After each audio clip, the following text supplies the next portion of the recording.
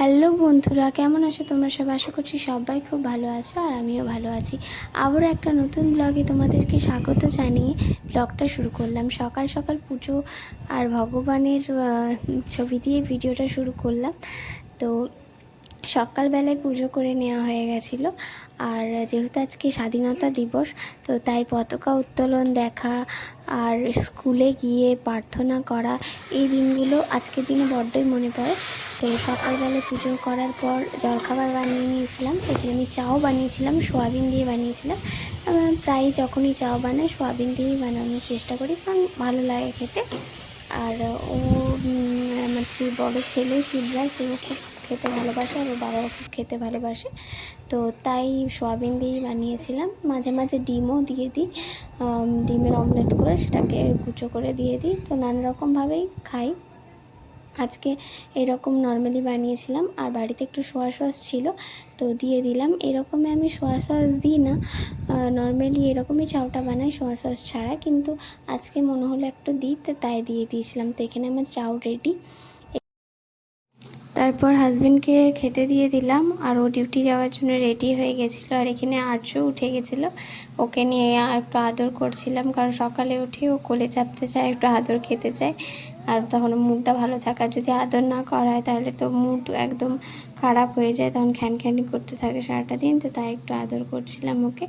তো মা ছেলের আদর এখন চলতে থাকবে কিছুক্ষণ। তারপর ওর বাবা ডিউটি যাওয়ার জন্য বাবাকে টাটা বলে, অনেক কিছুই করে। তো তোমরা ভিডিওটা দেখতে থাকো।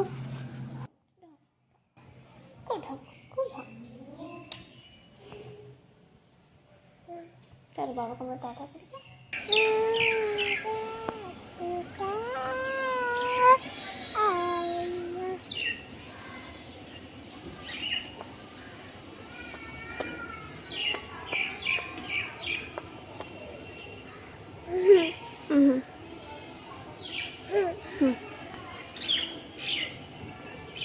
হাম্পি করে দাও একটা, সবাইকে একটা হাম্পি করে দাও। বাবালে, একটা হাম্পি করে দাও, সবাইকে হাম্পি করে দাও, হাম্পি করে দাও, সবাইকে হাম্পি করে করে দাও, করে দাও।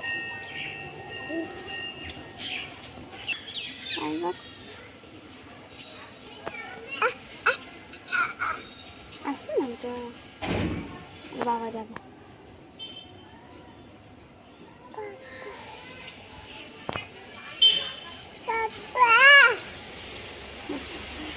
বাবা দেখো, বাবা বাবা।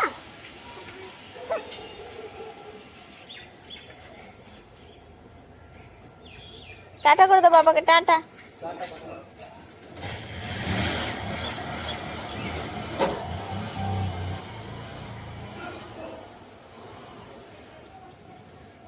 আচ্ছা, সোনাকে নিয়ে গেল না বেটা, বাবা টাটা চলো গেল বেটা, বাবা সোনাকে নিয়ে গেল না। যা বলে দাও, যা যা বলে দাও, যা যা। এইখানে শিবরাজকেও খেতে দিয়ে দিয়েছিলাম, আর আর্য আমার সাথে খেতে বসে গেছিলো চাও। তো ও দেখো নিজের হাতে কেমন সুন্দর তুলে তুলে খাচ্ছে, আর একটু করে ওকে খাইয়ে দিচ্ছে। আসলে মুড়ি বা চাও এই ধরনের কিছু খাবার আমরা যখন নিয়ে বসি, তো ও খেতে পারে, নিয়ে খেতে যায়। আর আমি বারণ করি না যে খাক। আর কিন্তু কখনো কখনো ভয়ের লাগে যে নিচে হয়তো কিছু পড়ে রইলো খাবার, সেটাও তুলে অনেক সময় মুখে দিতে যায়। তো এইভাবে একটু একটু করে বড় হয়ে যাচ্ছে এই দিনগুলো, এইভাবে পেরিয়ে যাচ্ছে। যাই হোক, তো দেখো কীরকম একটু একটু করে আর্য বড় হয়ে গেল, খাওয়াও শিখে গেছে। আবার এখন কিছু খেতে বসলে সেটা চাইতে আসে, না দিলেও ইয়ে করে যে ওকে দিতেই হবে, আমি একটু করে খাবো, আবার একটু করে চাইবে। তো আমার সাথে কিনে ও চাও খেয়ে নিচ্ছে, আর এরপরে ওকেও খাইয়ে নেব। আর ওকে সকাল দিকে কখনো কখনো সাবু দুধ দিই, আবার কখনো কখনো ওকে স্যারেলাক্সও দিয়ে দিই। স্যারেলাক্সটা চেষ্টা করি যাতে বেশি না দেওয়া যায়, কারণ স্যারেলাক্সটা যত হোক প্যাকেট ফুড, তো চেষ্টা করি বাড়িরই খাবার দেওয়ার। তো বেটুরও এখানে খাওয়া হয়ে গেছে, আর ওকে আমি সাবু দুধ খাইয়ে নিয়েছিলাম। তো ওকে সাবু দুধ খাইয়ে নিচ্ছে, আর দেখো খেলনার মধ্যে থেকে খেলছে আর খাচ্ছে। তো আর্য আর শিবরাজকে রেডি করে নিয়েছিলাম একটা দুটো ফটো তোলার জন্যে। আজকে 15 আগস্টের দিনে সবাই একটা দুটো ফটো তোলে পতাকা হাতে নিয়ে। তো আমারও ইচ্ছা ছিল যে ওদের দুজনাকে একটা করে ফটো তোলাবো। তো যেরকমই পেরেছি সেরকমই তুলিয়েছি। আর এখানে আর্য যেই সাদা জামাটা পরেছে এটা ওর ছোটোবেলাকার। ও যখন ছোটোবেলায় মানে 2 মাসের না 3 মাসে ওর একটা ফটোশ্যুট করিয়েছিলাম বাড়িতে ফোনে, আমার বোন করে দিয়েছিল। তো তখন এই জামাটা ওকে পরিয়েছিলাম। তো আজকে মনে পড়ছিল যে সেদিন কি সুন্দর ফটোগুলো তুলে দিয়েছিল বোন। তো সেই দিনও 15 আগস্টের দিনই এইরকম ফটোগুলো তুলিয়েছিলাম। তো সেই ফটোগুলো অবশ্যই তোমাদের সাথে শেয়ার করবো। তখন তো অত কন্টিনিউভাবে করা হচ্ছিল না ইউটিউবটাতে, তাই ছাড়াও হয়নি ফটোগুলো। আর এরকম হঠাৎ করে কিছু কারণের জন্য ছাড়তে পারিনি। তো যাই হোক, আজকে ভাবলাম একটু ফটোগুলো এইভাবে তুলি আর ওদেরকে একটু রেডি করে ফটো দেবো। তো শিবরাজ আর আর্যরাজকে রেডি করে নিয়ে ওদের 2-3টে ফটো তুলে নিলাম। আর আজকের দিনটা ভীষণই মানে স্মরণীয় একটা দিন। অনেকই মানে ছোটোবেলার অনেক স্মৃতি যে কিভাবে আমরা এই দিনটা সেলিব্রেট করতাম। তো দেখো এখানে আর্য আর শিবরাজ দুজনেই ঝান্ডাটা কীভাবে ইয়ে করছে। দাদা এরকম করে ওকে ভোলাচ্ছে, তো ও দাদাকে দেখে দেখে করছিল। আর এখানে ওই শিবরাজকে আমি আনতে যাচ্ছিলাম, ওর আঁকার কম্পিটিশন ছিল।